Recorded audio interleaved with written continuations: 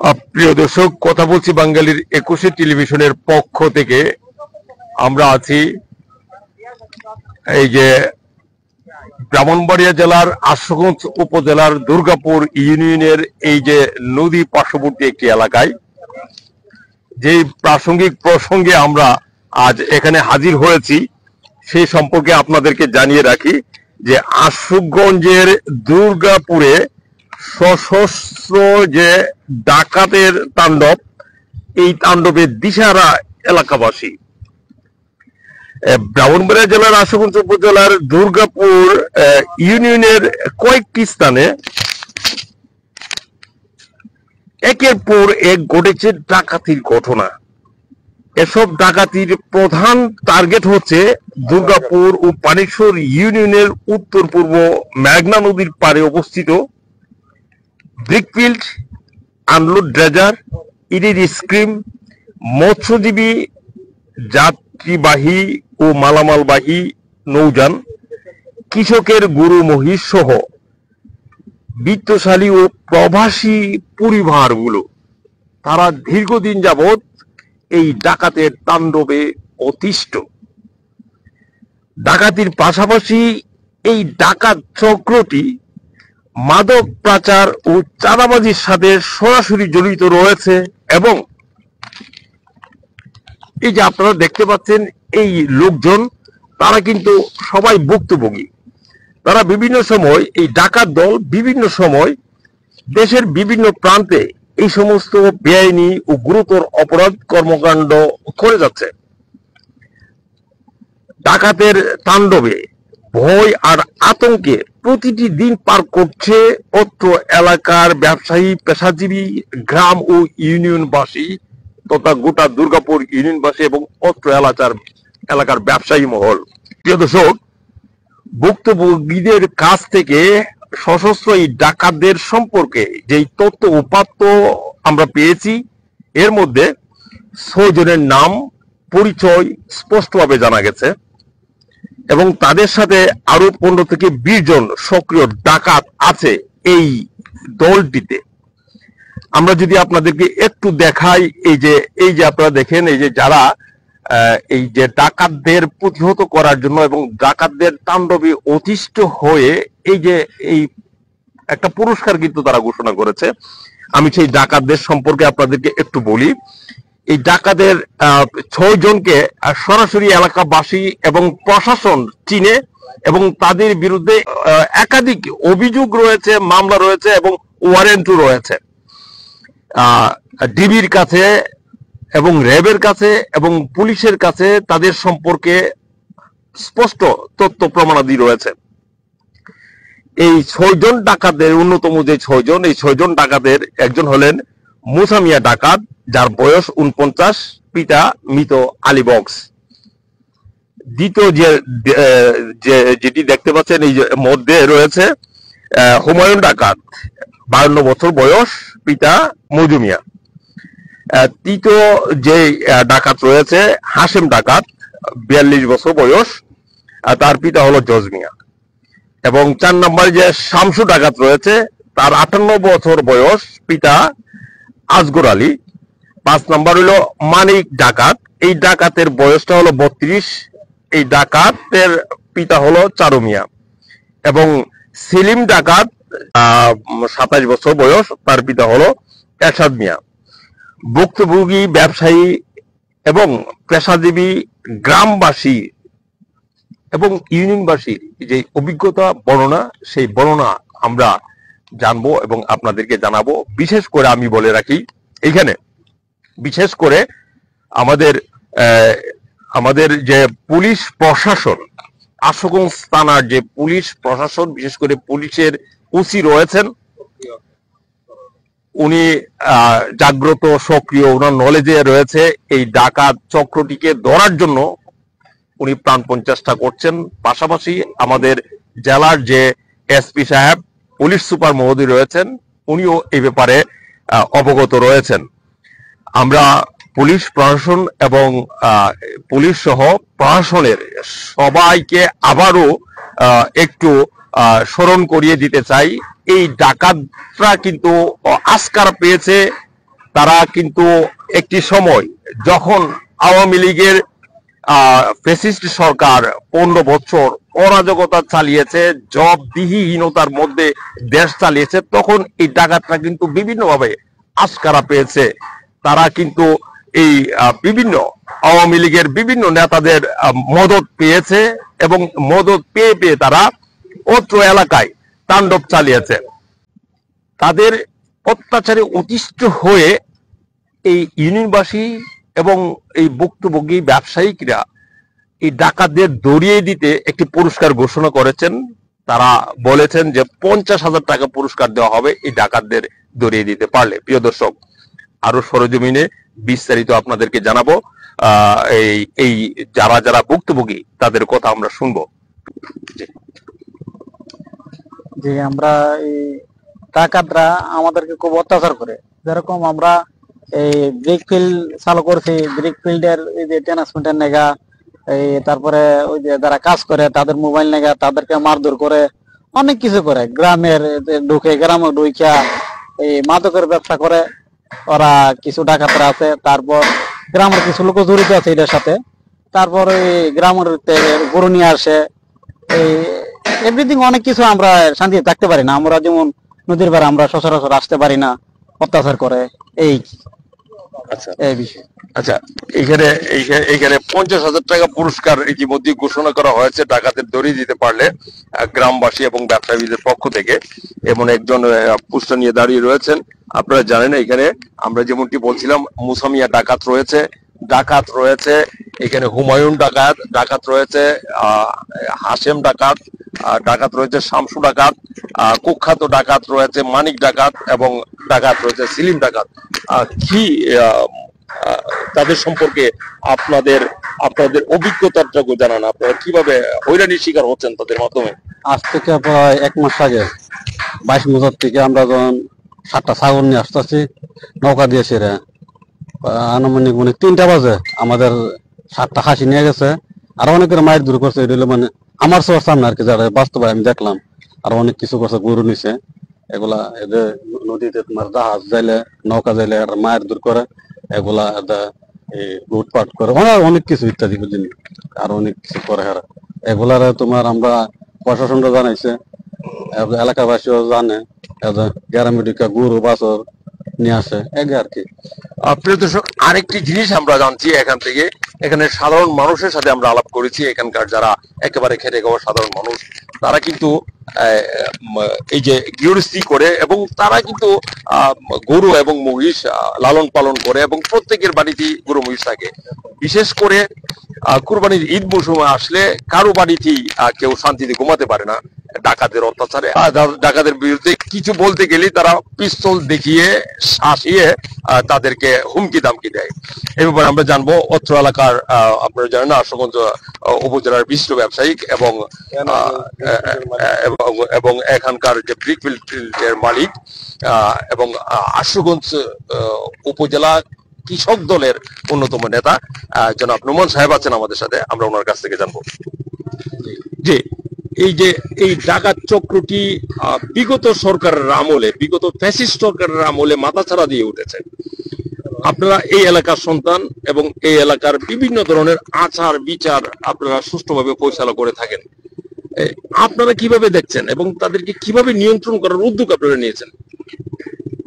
এই বিষয়টা নিয়ে আমাদের দুর্গাপুর ইউনিয়নের চেয়ারম্যান আশুগঞ্জ উপজেলা আইন শৃঙ্খলা মিটিং এর মধ্যে অনেকবারে উত্থাপন করছে, কিন্তু উক্ত বিষয়টা তখনকার সরকারের স্থানীয় প্রশাসন তেমন একটা কার্যকরী পদক্ষেপ নেয়নি। বর্তমান সরকারের যে প্রশাসন আছে ওনারা আমাদেরকে সাহস এবং সহযোগিতা করার কারণে এবং আমাদের নিরাপত্তা দেওয়ার কারণে আমাদের এই যে ইটখোলা যে ব্রিকফিল্ড যে মালিক সমিতি আছে এবং নদীর পাড়ে যে ইরি স্কিম ম্যানেজার আছে, তারপরে স্থানীয় জনগণ যারা আছে তারা একটা সাহস পাইছে। এদের বিরুদ্ধে কেউ মুখ খুলে কথা বলতে সাহস এতদিন করে নেই। বর্তমানে স্থানীয় প্রশাসন এবং আশুগঞ্জ উপজেলার যে আশুগঞ্জ থানার যে ভারপ্রাপ্ত কর্মকর্তা, উনিও আমাদেরকে অনেক উৎসাহ দিছে তাদেরকে ধরার জন্য স্থানীয় র্যাব, তারপরে ডিবি, পুলিশ সবাইকে অবগত করছে। এই জন্য আমরা একটু সাহস পাইছি এবং বর্তমানে ওনারা কিছুদিন যাবত এখানে আসা যাওয়া বন্ধ আছে পুলিশের তৎপরতা বাড়ার কারণে। আমাদের এই যে পাশাপাশি যে গ্রাম কাশপুর, বাহাদুরপুর, পানিশ্বর, হ্যাঁ, এই স্থানীয় জনগণ, নদীর পার্শ্ববর্তী যে জনগণ, তারা খুব কষ্টের মধ্যে ছিল। ডাকাতের চাঁদা না দিলে বাড়ি ঘরে ডাকাতি, গরু বাছর লুট করে নৌকা দেওয়া নেওয়া যায়। তারপরে আমাদের পার্শ্ববর্তী যে কিশোরগঞ্জ জেলা, এই যে কিশোরগঞ্জ জেলা, এখানে ওইখান থেকে আমাদের এখান থেকে মালামাল বোঝাই করে ওই পারে নিয়ে যা, ওই পারে তারা আমাদের কিছু করার নাই। এখন আমরা যে ব্রিক ফিল্ড গুলি, এখানে একটা ব্রিক ফিল্ড আছে 23 ব্রিক ফিল্ড, এই ডাকাতের অত্যাচার কেন্দ্রে ব্রিক ফিল্ড বন্ধ হয়ে গেছে। তারপরে বুড়ো মৌসুমে স্কিম যারা চালা, তাদের মোটর এবং যন্ত্রপাতি এগুলি নিয়ে যা, স্কিমের বড় মৌসুমে পানির যে সরবরাহ দেওয়া দরকার দিতে পারে না। এজন্য আমরা এলাকাবাসী অনেক আতঙ্কের মধ্যে ছিলাম। বর্তমানে আমরা ব্রিকফিল্ড মালিক সমিতি যারা আছে, আমরা একটা স্থানীয় প্রশাসনের সহযোগিতায় আমরা একটা পুরস্কার ঘোষণা করছি যে তাদেরকে ধরে দিতে পারলে 50,000 টাকা পুরস্কার দেওয়া হবে। ওনারা এখানে শুধু আশুগঞ্জের এই যে মেঘনার উত্তর পাড় আর পূর্ব পাড়ে ডাকাতি করে না, ওনারা সারা দেশ ওনাদের নেটওয়ার্ক আছে। মুসা মিয়া বাড়ি তার দুর্গাপুর, আমাদের এই যে দুর্গাপুর টুকুরান, এই যে মুসা মিয়ার বাড়ি এইখানে। তারপরে হুমায়ুন ডাকাতের বাড়ি ওইখানে দুর্গাপুরে। শামসু ডাকাতের বাড়ি হলো তাজপুর, এই যে দেখা যায় বিল্ডিং গুলি এটার পেছনে। তারপরে হাসাম ডাকাতের বাড়ি হলো ওই যে কোনায় বাহাদুরপুর। তারপরে সেলিম ডাকাতের বাড়ি এই যে ভৈরব আগানগর, আগানগর এইটা কি ঠিকানাটা কি, এই লোন্দা শিকদার বাড়ি। তারপর এই কোনায় হইলো আপনার এই যে মানিক ডাকাতের বাড়ি। এরার তত্ত্বাবধানে আরো বাইরের থেকে এরা সংঘবদ্ধভাবে অনেক লোক আনার পরে এই যে এখন বাজে বেলা 4টা, 3টার পর থেকে যাত্রীবাহী মালবাহী নৌযানে এরা ডাকাতি করে, এরা ভাড়াটি হিসেবে কাজ করে। এরা এই যে ব্রিকফিল্ড গুলিতে মাসে 50,000 টাকা সাদা না দেওয়ার পরও আবার ব্রিকফিল্ডের ট্রান্সফরমার, তার জিনিসপত্র এবং ব্রিকফিল্ডের শ্রমিক আছে তাদেরকে মারধর করে, অত্যাচার করে। মানে এখানে নদীর পারে ব্যবসা করার মতো কোনো পরিবেশ এরা রাখে নাই। বর্তমান প্রশাসন আমাদেরকে আশ্বাস দেওয়ার কারণে আমরা এদের বিরুদ্ধে দাঁড়াইছি। অবশ্যই স্থানীয় যে এলাকাবাসী আছে, আমরা মাইকিং করতেছি, পোস্টার করতেছি, ফেসবুক পেজে ছাপতেছি, যে সামাজিক যোগাযোগ মাধ্যমে ছাপতেছি। আমার দেশবাসী এলাকাবাসীর কাছে আমার একটি আবদার, এরা এই দেশের শত্রু। স্থানীয় প্রশাসনের আইন শৃঙ্খলা অনেক অবনতি হচ্ছে, স্থানীয় প্রশাসনের বদনাম হচ্ছে। এদেরকে যে যেখানে পাই আমরা প্রশাসনের হাতে হস্তান্তর করি অথবা তাদের সন্ধান দিলে আমরা ইনশাল্লাহ সঠিক পরে চলাচল বন্ধ। ব্রিকফিল্ডের কোনো শ্রমিক সন্ধ্যার পরে থাকতে পারে না। এরা হলো নদীর পাড়ের রাজা, নদীর পাড়ের রাজা। এবং আমরা জানি যে হুমায়ুন, মুসা, এরা মাধবপুর অথবা ভৈরবে অবস্থান করে। সন্ধ্যার পরে এরা নদীর পাড়ে পার্শ্ববর্তী আশেপাশে আইসা পড়ে এবং এরা সারা বাংলাদেশের ভিতরে এরা একমাত্র ডাকাতের মানে লিডার। এবং এরা বিভিন্ন জায়গায় ডাকাত সরবরাহ করে এবং টাকার বিনিময়ে এরা খুন করে। এমনকি এরা আপনার এই যে ব্যাংক ডাকাতি ধরে, রুট ডাকাতি, নদীর পথে ডাকাতি, সবগুলি এরা করতে এরা এই যে আপনার এরা বলে এরা মারাত্মক অভিজ্ঞতা আছে। এরা বলতো যে ডাকাতের অলরাউন্ড। যে কোনো মূল্যে আমরা যারা আছি, স্থানীয় এলাকাবাসী যারা আছি, আমরা সবাই চাই যে এদের বিরুদ্ধে প্রশাসন একটা সঠিক পদক্ষেপ নেবে এবং তাদেরকে আইনের আওতায় আনা হোক। এবং প্রত্যেকের বিরুদ্ধে খুনের মামলা, রাজনৈতিক মামলা, ধর্ষণের মামলা, তারপরে ডাকাতির মামলা, কোনো মামলা নেই। একজনের বিরুদ্ধে 10টা 20টা করে মামলা আছে। আমরা স্থানীয় প্রশাসনের কাছে একটি আবেদন যে দ্রুত এদেরকে আইনের আওতায় আনা হোক। এবং এরা বসবাস করে মাধবপুরে বেশিরভাগ অথবা ভৈরবে, আমাদের ডিস্ট্রিক্টের পার্শ্ববর্তী সীমানে বসবাস করে। সন্ধ্যার পরে এরা আমরা এলাকায় ঢুকে অথবা দেশের বিভিন্ন এলাকায় এরা ডাকাত সরবরাহ করে। এদের কাছে অস্ত্র আছে, অস্ত্র বয়ে কেউ কথা বলে না। এদের কাছে এরা যে কোনো মুহূর্তে খুন হারাবি করতে পারে। এরা খুন করে আবার 1 বছর জেল খাইতে আবার আগের পাশে চলে আসে। আমাদের একটি আবদার যে আমরা সবাই সহযোগিতা করি প্রশাসনকে, যাতে তাদেরকে আইনের আওতায় আনতে পারে। আসসালামু আলাইকুম, আমি মোহাম্মদ আরাফাতুল্লাহ বাবু।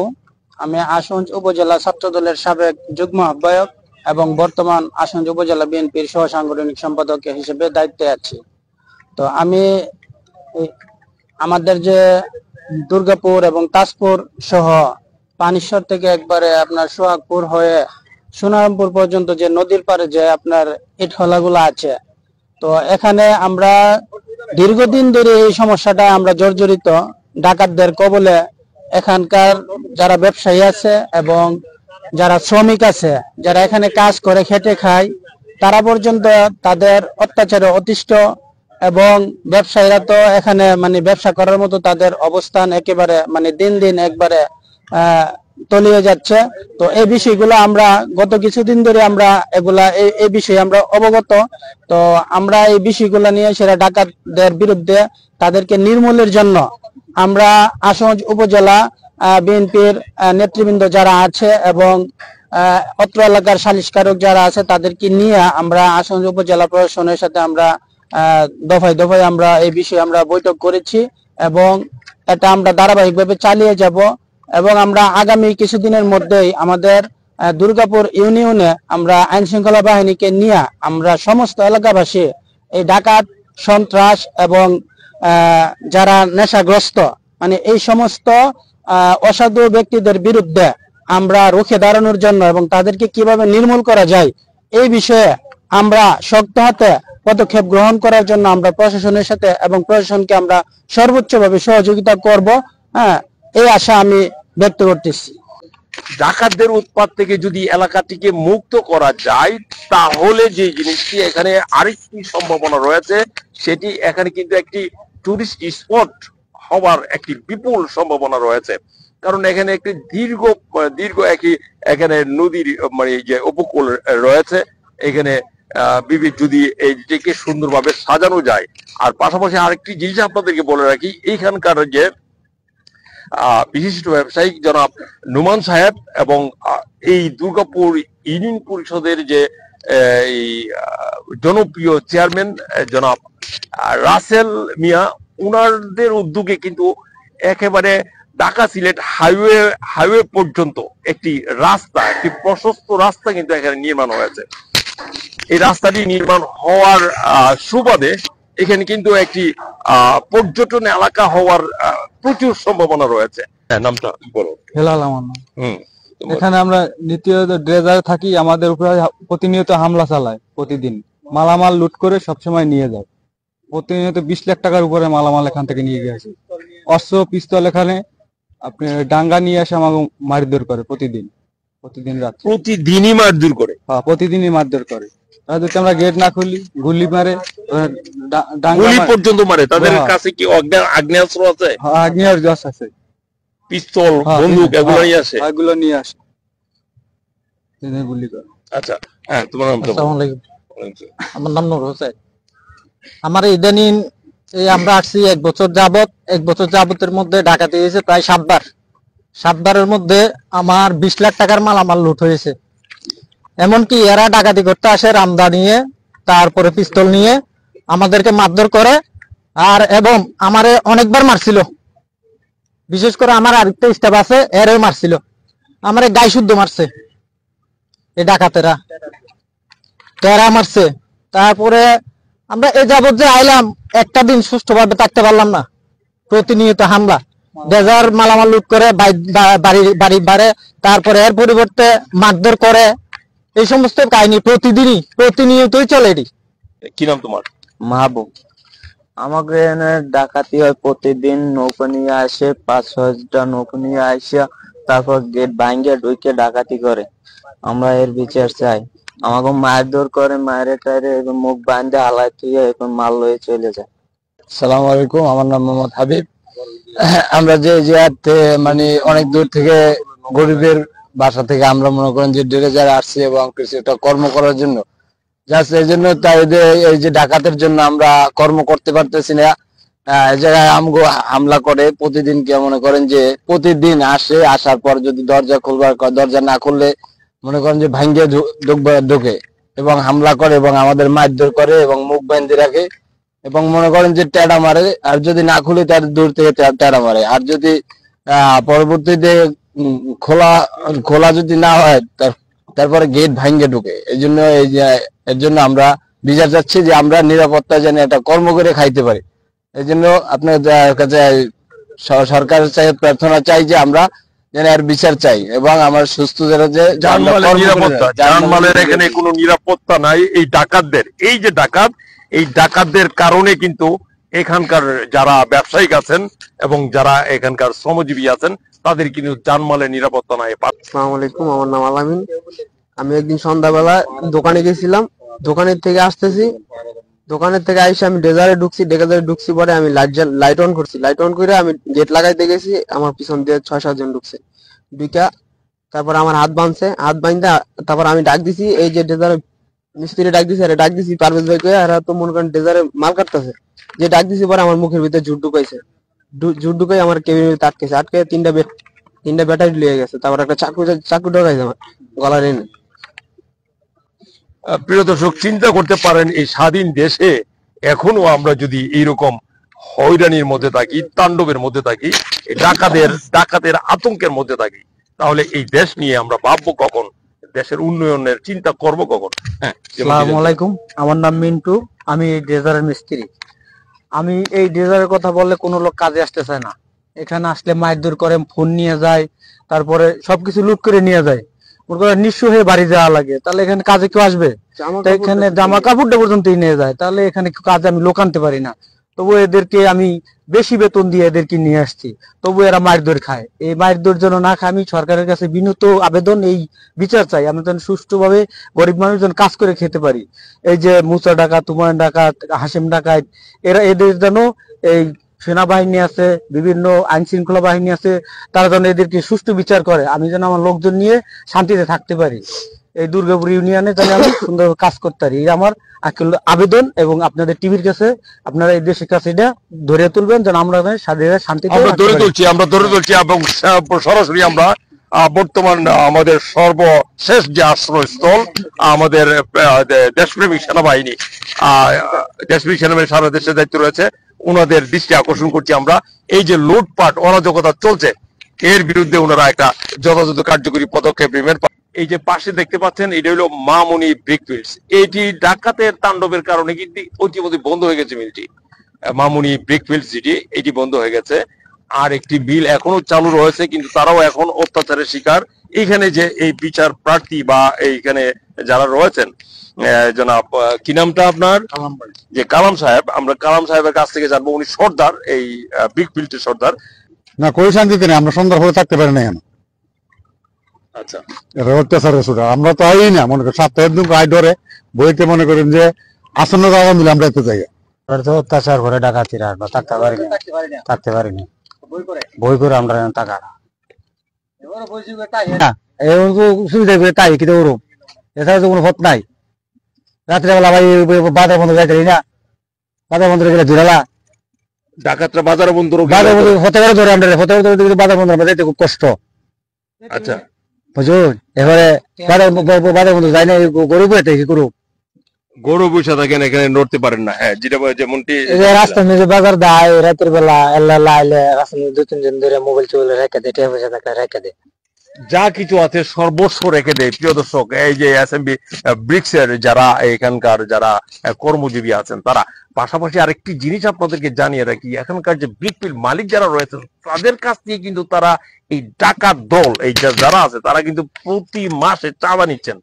তারপরেও চাঁদা নেওয়ার পরেও কিন্তু তারা আবার সশস্ত্র ভাবে এই ব্রিকফিল্ড গুলোতে এসে হামলা করেন, এবং হামলা করে যখন যা পান, শ্রমিকদের যারা আছেন কর্মজীবী মানুষ, তাদেরকে মারপিট করে সবকিছু নিয়ে যান। জি, যেতে না, ওই বাজারও যেতে না, রাস্তাঘাটে ঘুরালা, এখন তো মনে করেন যে নদীর মতো এই অবস্থা করে, আর সন্ধ্যা লিটার করে কোনো যাবার কোনো রাস্তা পাই না। রাত কালা ডরায়, ওনাদের বাসায় যদি বলি প্রিয় দর্শক, রাত কালা ডরায়, ওনারা রাত কালা ঘুমহীন একটা রাত কাটান, ওনারা ঘুমহীন একটা রাত কাটান, রাত হলেই ওনারা ডরান, এবং যদি ওনাদের কাছে যা পান তাই কিন্তু ওনারা দিয়ে দেন, আগে দিয়ে দেন। আর খুব মারবো ডাইরেক্ট, খুব না টাক কইলে সব দে, নাইলে খুব মারবো। হ্যাঁ, নাইলে মোবাইল দে, টাকা পয়সা দে, সত্য দে, আমি নেম পেয়ে দিলাম সত্য, সমস্যা নাই। বাজার গেলে দিলে লাফত নদীতে পরে কুয়াশার সময় এইভাবে মনে করেন যে কিছু না দিলে আমাদেরকে থারফাথারফি করে, পরে চুরি ধরে গলা বানাই দিয়ে ধইরা আতঙ্ক করে আর কি আছে ভাই কর, মোবাইলটা ভাই কর, টাকা পয়সা ভাই কর। আসসালামু আলাইকুম রাহমাতুল্লাহ। আমার নাম তোফাজ্জল হোসেন মালিক। আমি এখানে অনেকদিন যাবত কাজ করতেছি, মানে প্রতি সিজনেই কাজ করতে আসি এখানে। তো এটা আগে এক সময় অনেক বেশি ছিল, এখনকার যে বর্তমানে যে হাল অবস্থা এর চেয়ে অনেক বেশি ছিল। এখন আমাদের যে এখানে যারা মালিক আছে তারা মানে সকলদের পরামর্শ করে তারা এখানে সিকিউরিটি সিস্টেম করছে বা পাহারাদারের ব্যবস্থা করে দিছে। কাজে এখন আগের চেয়ে একটু মানে আমরা নিরাপদে আছি। তো এখন এরপরেও মাঝে মাঝে মানে ডাকাতের উৎপাত রয়েই গেছে, মানে একবারে কমে না আর কি। তো মানে যে বিষয়ে বলতেছি এই বিষয়ে তো আপনার গ্যাংয়ের সবাই জানে, কম বেশি জানে, এখানে কাজ করে। তো আসলে এটা যদি অন্য মানে সরকারি বা প্রশাসনিক ভাবে কোনো ব্যবস্থা নিত তো মানে এর বিষয়টা আর ভালো হইতো। মোহাম্মদ লাল চাঁদ ভাই এখানে কাজ করছেন, আপনি কতদিন যাবত কাজ করছেন এখানে? প্রিয় দর্শক, এই লাল চাঁদ ভাই এখানে মানে কাজ করছেন, কিন্তু এই টাকাতে এই যে এই মারধর করে শারীরিক নির্যাতন করে ওনার পা ভেঙে দিয়েছে। আমরা সরাসরি ভুক্তভোগী ওনার কাছ থেকে জানবো এই যে ডাকাতের এই যে তাণ্ডব, আতঙ্ক, ভয়ভীতির মধ্যে ওনারা বসবাস করছেন, কাজ করছেন সেই সম্পর্কে। জি লাল চাঁদ ভাই, এই যে ডাকাত, মুসা ডাকাত, এই সেলিম ডাকাত, মানিক ডাকাত, তারা এই সারা অঞ্চলের মধ্যে যত ব্রিক মিল্ট আছে এবং যত এই যে নৌপথের যা মানে লঞ্চ আছে সবগুলাতে তারা আক্রমণ করে ঠিক আছে, গুলাতে আক্রমণ করে ঠিক আছে, কিন্তু ওদেরকে বেশিরভাগ চিনি না, মুখ টুক বান্ধা আসে। তো মুখ টুক বান্ধা আসে, তার অস্ত্র নিয়ে আসে। অস্ত্র থাকে, ছোটখাটো অস্ত্র থাকে, মাঝে মাঝে বড় থাকে। আমরা তো চোখ টুক বান্ধালাম, পিস্তল বন্দুক এগুলো নিয়ে আমরা তো এগুলো তো বেশি দিই না। আমরা এলে যা নিয়ে যা দরকার তারা যা দরকার হয় নিয়ে যায়। দারোয়ান নিয়োগ এবং পত্র পত্রিকায় লেখা বিভিন্ন অভিযোগ এবং আইন শৃঙ্খলা রক্ষাকারী বাহিনীকে সক্রিয় করার ক্ষেত্রে উনি কিন্তু বলিষ্ঠ পদক্ষেপ নিচ্ছেন। এই যে নদী পথটি আপনারা দেখতে পাচ্ছেন, এটির জন্যই কিন্তু আশুগঞ্জ নদী বন্দর। আমরা এখন জনাব নোমান সাহেবের কাছ থেকে জানবো উনার এই যে এই উদ্যোগ এবং এই যে ডাকাতদের কথা বললাম, যে এই যে মুসা মিয়া ডাকাত, এই যে হুমায়ুন ডাকাত, এই যে এই হাসেম ডাকাত, এই যে শামসু ডাকাত এবং মানিক ডাকাত, সেলিম ডাকাত সহ তাদের সহযোগী আরো যে 10-15 জন তাণ্ডব চালিয়ে যাচ্ছে অত্যন্ত সম্ভাবনাময় একটি এলাকায়, এই সম্পর্কে আমরা জানবো জনাব নোমান সাহেবের কাছ থেকে। প্রিয় দর্শক, চলুন।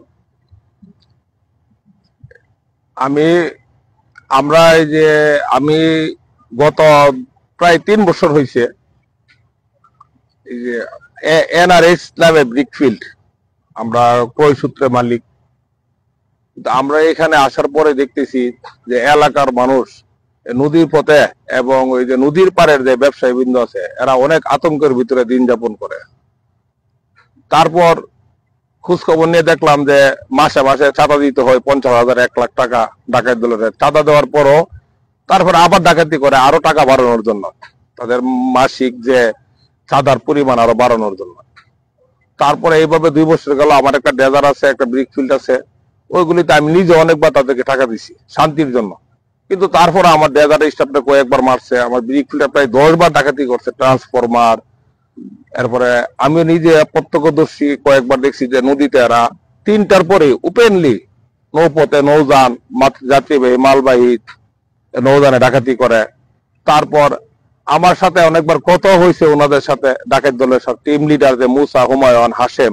আমি নিজেও কয়েকবার কথা বলছি যে এগুলি না করলে, যেহেতু তোমাদেরকে মাসে মাসে সব, এখানে কিন্তু 8টা ব্রিকফিল্ড আছে, তারপরে প্রায় 50টার মতো ইরি স্কিম, মানে ইরি মৌসুমে যে বুড়ো মৌসুমে যে পানি সরবরাহ করে। তারপরে এখানে যারা মৎস্যজীবী আছে, এই পার্শ্ববর্তী গ্রামবাসী সবাই, নদীর পার্শ্ববর্তী যারা আছে সবাই তাদেরকে চাঁদা দিতে হয়। তারপরে আমরা গত পহেলা নভেম্বরে আমরা সব ব্রিকফিল্ড এবং এলাকাবাসী, স্থানীয় চেয়ারম্যান মেম্বারদেরকে অবগত করে আমরা একটা সভা করি। সভাতে সিদ্ধান্ত হয় যে আমরা নাইট গার্ড নিয়োগ করি। নাইট গার্ড আমরা 15 জন নাইট গার্ড নিয়োগ করছি। ব্রিকফিল্ড, তারপরে বুড়ো ইরি স্কিম, তারপর এই যে এখানে যারা মৎস্যজীবী আছে, ড্রেজার মালিক আছে, সবাইকে সময় নিয়ে আমরা 15 জনের একটা টিম করে এই নাইট গার্ডের একটা ব্যবস্থা করছি। গত নভেম্বর মাসের 12 তারিখ দিনগত রাত্রে আমাদের এই নাইট গার্ডের 5-7 জনকে এরা অনেকভাবে রক্তাক্ত জখম করছে। এই বিষয়টাও আমরা স্থানীয় থানা, আশুগঞ্জ থানায় এই বিষয়ে একটা মামলা দেওয়া আছে। ওসি সাহেব মহোদয় মামলার ব্যাপারে অবগত আছে এবং মামলা প্রক্রিয়াধীন তদন্ত চলতেছে। এই যে আমাদের একজন নাইট গার্ড এসে কিভাবে মারছে, একদম মাথা, আরো অনেকজনটা মারছে, প্রায় 6-7 জন মারছে। এর ভিতরে 5-7 জন নাইট গার্ড বয়ে ফলাই গেছে গা। আবার নতুন করে আবার আরো বেশি বেতন দিয়ে এদেরকে আরো নিয়োগ করছি, প্রায় 15 জন নাইট গার্ড। কিন্তু নাইট গার্ডের কোনো নিরাপত্তা নাই, মানুষের নিরাপত্তা নাই। নদীর পথে যে নৌযান আছে, যাত্রীবাহী মালবাহী, তারা 3টার পরে চলাচল করতে পারে না। আমরা এই বিষয়ে, উক্ত বিষয়ে আমরা এসপি মহোদয়ের বরাবর আমরা একটা অভিযোগ দিছি, তারপর আশুগঞ্জ থানায় একটা মামলাও দিছি এবং ওনাদেরকে ধরার জন্য আশুগঞ্জ থানার ভারপ্রাপ্ত কর্মকর্তা উনি আবার এই বিষয়ে সিলেট বিভাগীয় যে র্যাবের প্রধান, ব্রাহ্মণবাড়িয়ার র্যাবের প্রধান, কিশোরগঞ্জের র্যাবের প্রধান, সবাইকে উনি লিখিতভাবে এদেরকে ধরার জন্য চেষ্টা চালিয়ে যাচ্ছে। এদের অনেক মোবাইল নাম্বার, প্রায় এক একজনের 20টা-25টা করে সিম কার্ড আছে। এক এক দিন এক এক মোবাইল নাম্বার দিয়া ব্যবসায়ী, এই যে প্রবাসী অথবা স্থানীয় ব্যবসায়ী সবাইকে হুমকি দেয় চাঁদা দেওয়ার জন্য। ওনাদের এখন চাঁদা বন্ধ আছে, ওনাদের মাথা নষ্ট। ওনারা কোন সময় কি অঘটন ঘটায় আমাদেরকে ফোনে বলতেছে যে কোনো মুহূর্তে যে কোনো ধরনের অঘটন ঘটবো। বাংলাদেশের ভিতরে তো আছে।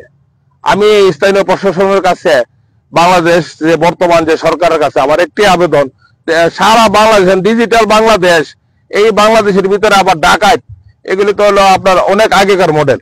ডাকাত কেন থাকবে? ডাকাত আমরা স্থানীয় এলাকাবাসী আমরা মাইকিং করতেছি, পোস্টার লিফলেট বিতরণ করতেছি। আমার প্রশাসনের কাছে আমার একটা আবেদন, দ্রুত এদেরকে আইনের আওতায় আনা হোক এবং এলাকাবাসীর, শান্তিপ্রিয় এলাকাবাসীর ব্যবসায়ী বৃন্দ যারা আছে, সামাজিক কর্মকাণ্ড যারা করে, তাদেরকে শান্তি ও মঙ্গলের জন্যই এদেরকে ধরার দরকার। অবশ্যই এদেরকে আইনের আওতায় আনতে হবে দ্রুত বিচারে। এক একজনের বিরুদ্ধে 10টা-12টা করে হত্যা, দর্শন, ডাকাতি, অনেক মামলা আছে এদের বিরুদ্ধে। এদেরকে যেহেতু আমরা নাইট গার্ড নিয়োগ করছি, এখন আমরা একটু নাইট গার্ড নিয়োগ করার পর থেকে মোটামুটি স্বস্তিতে আছি। কিন্তু ডিসেম্বরের 12 তারিখ আমাদের 5 জন নাইট গার্ড আহত করছে মাইরা। আমি আশা করি যে স্থানীয় যে আশুগঞ্জ থানা পুলিশ সহকারে আমরা ব্রাহ্মণবাড়িয়া সব থানায় লিখিত অভিযোগ দিছি এবং হবিগঞ্জ মাধবপুরও আমরা অভিযোগ দিয়েছি। আশা করি যে অতি তাড়াতাড়ি এরা ধরা পড়বে এবং জনমনের যে আতঙ্ক এটা দূর হবে। এইখানকার যে ব্যবসায়িক যারা রয়েছেন, যারা বিভিন্ন পেশাজীবী শ্রমজীবী মানুষ রয়েছেন, তাদের বাস্তব অবস্থাটা চিত্র তুলে ধরলাম এবং এখানকার যে বিভিন্ন প্রাণপণ চেষ্টা করছেন ওনার কথাও কিন্তু আমরা শুনলাম। পাশাপাশি আমরা প্রশাসনের দৃষ্টি আকর্ষণ করছি এই বিষয়ে যথাযথ পদক্ষেপ নেওয়ার জন্য। প্রিয় দর্শক, কথা বলছিলাম বাঙালির 21 পত্রিকার সম্পাদক আমি হাবিবুর রহমান এবং বাঙালির 21 টেলিভিশনের প্রধান সমন্বয়